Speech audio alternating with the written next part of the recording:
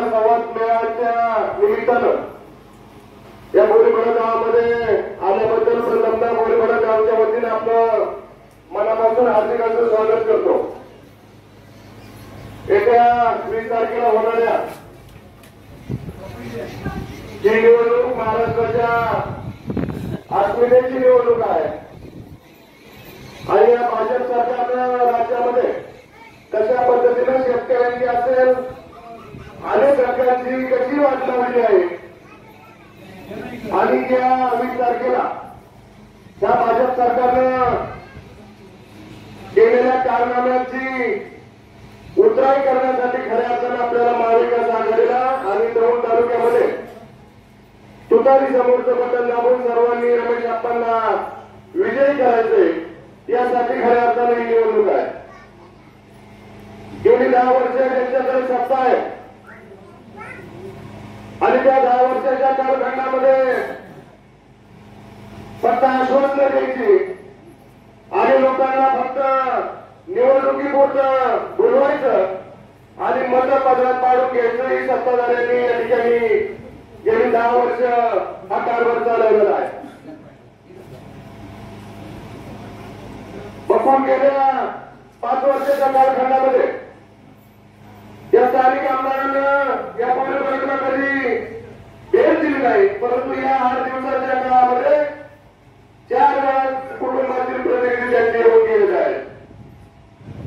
म्हणजे निवडणुका आले की तुम्हाला गावं दिसतात, निवडणुका आले की तुम्हाला लोक दिसतात, मग लोकांच्या सुखदुःखामध्ये तुम्ही खऱ्या अर्थानं सहभागी झालं पाहिजे। शेतकऱ्यांचा प्रश्न फार गंभीर असतात। किती दिवस झालं म्हणजे पावसाळा असून उन्हाळ्यासारखे दिवस आज आमच्या शेतकऱ्याला बघावं लागले।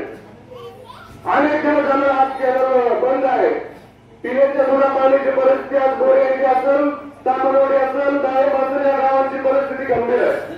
समोर पीक दिसतंय परंतु भर पावसाळ्याचे पीक आज जळून चालू आहे अशी परिस्थिती या सत्ताधाऱ्यांनी या तालुक्याची केलेली आहे। गेल्या 5 वर्षाच्या काळामध्ये पीएमआरडीची घरकुल देतो म्हणून कार्यकर्ते तोंडापुढे सर्व फॉर्म भरून घेत होते।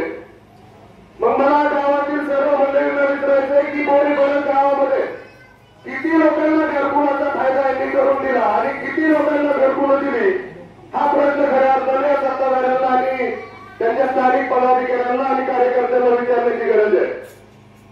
घरोघरी जाऊन फॉर्म भरून घेत होते, महिन्याला एखादं तरी घरकुल या गावामध्ये द्यायला पाहिजे होतं, त्या माध्यमातून तुम्ही एवढं फॉर्म भरून घेतलंय मग का दिलं नाही हा दिवस आपण आता येत्या काळामध्ये निवडणुकीच्या माध्यमातून ते आपल्याकडे प्रचाराला आल्यावर आपण विचारला पाहिजे। ही माझ्यासारख्याची त्या ठिकाणी भावना आहे। गेली 35 वर्ष तुम्ही सत्ता गाजवता, साधं एखादं शैक्षणिक संस्था आपल्याला उभी करता आली नाही। आपल्या तालुक्यातील अनेक लोक बाहेरच्या तालुक्यामध्ये जाऊन शिक्षण घेतात, काय परिस्थिती आहे? अनेक प्रश्न आहेत।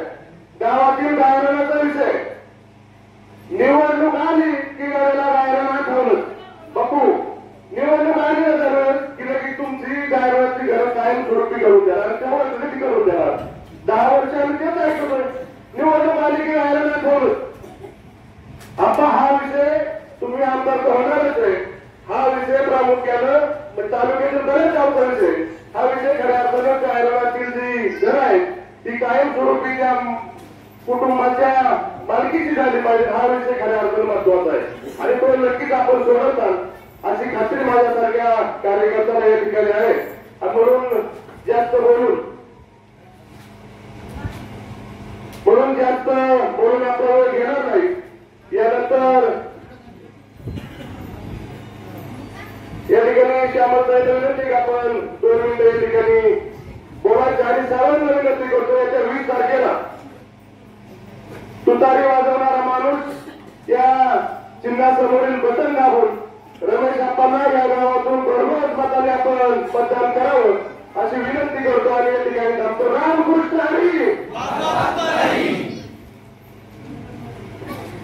होणाऱ्या विधानसभेच्या निवडणुकीच्या निमित्तानं रमेश आप्पा थोरात उमेदवार आहेत, त्याच्या प्रकारच्या ठिकाणी निमित्तानं उपस्थित असलेले बंधू आणि भगिनींनो, आपल्याला आपण आमदार का करायचं यापूर्वी आपण आमदाराच्या वाटलं पाहिलं, आपल्याला आपल्या सुखदुःखात राहणारा असा आपल्याला आमदार पाहिजे. केली आपण 40 वर्ष राजकारणामध्ये आहे. सरपंच पदापासून त्यांनी राजकारणाला सुरुवात केलेली आहे. त्यामुळे तळागाळातली कामं, तळागाळातला माणूस, त्याच्या व्याख्या, त्याच्या अडचणी त्यांना माहिती आहेत. आपण या आठवा 80 ते 90च्या दशकात काय आपल्या गावात कशी परिस्थिती होती. सामरवाडी असेल, बोरी येथे असेल, बरगाव असेल, या ठिकाणी लोक आपल्याकडे कामाला येत होती. आज आपण सरकारच्या माध्यमातून 90 नंतर पाईपलाईन आणि गायगोटा प्रकरण ही फार मोठ्या जोमाने राबवली आणि हा सगळा भाग सुजलाम सुफलाम झाला. आज बोरी यांनी डाळिंब यासारख्या ठिकाणी 1 गुंठा जमीन न देता आज त्या ठिकाणी बंगले, गाड्या आपल्याला दिसतात. याचं कारण म्हणजे रमेश आपण केलेली पीडीसी बँकेच्या माध्यमातून केलेली प्रचंड प्रमाणातली कामं आणि म्हणून आज लोक गुन्ह्या भरणारे आणि चांगल्या पद्धतीने कामकाज करत आहेत आणि म्हणून आपण आपल्या ठिकाणी या निवडत आहे. आजच्या लोकांना, सर्वसामान्य लोकांना जी कामं पडतात, लोक आमच्याकडे येत नाहीत. स्वतः आपण डायरेक्ट फोन करतात, आपण माझं असं काम आहे, अशाशी मदत करा. नाही, रात्री तुम्ही 2 वाजता करा, बेरात्री करा, आपल्या माणसाचं काम करणार म्हणजे करणार ही शाश्वती सर्वसामान्य लोकांना, आपल्या कोळीकडे गावच्या चंद्रवाडीच्या लोकांना आहे. म्हणून आपल्याला यावेळी विधानसभेवरती प्रचंड बहुमताने पाठवायचं आहे. गावात आपल्याला कामं करायचीच आहे. दादा, यावेळेस आपल्याला नाद करायचं नाही कोणी. आपल्याला प्रचंड बहुमताने गावातून आपल्याला देऊन आपल्याला विधानसभेला प्रचंड बहुमताने पाठवण्याचं काम आपल्याला करता. 8 दिवस आपण उघडून जायचं नाही, रात्रीचा दिवस करायचा. महिलांनी, भगिनींनी आणि तरुण वर्गांनी आणि सर्वांनी गावामध्ये जाऊन, वस्तीवर जाऊन मतदान कसं होईल, मतदान कसं आपल्याला आणता येईल, जास्तीत जास्त मतदान कसं करून घेता येईल. आपल्या परिसरामध्ये, आपल्या बाहेरच्या गावामध्ये जे आपले पाहुणे रावळे होतात त्या लोकांना सुद्धा फोन करून आपल्याला सांगून आपल्याला मतदान टक्केवारी जास्तीत जास्त वाढवून घेता येईल. एवढं म्हणून मी माझे 2 शब्द संपवले. जय हिंद, जय महाराष्ट्र.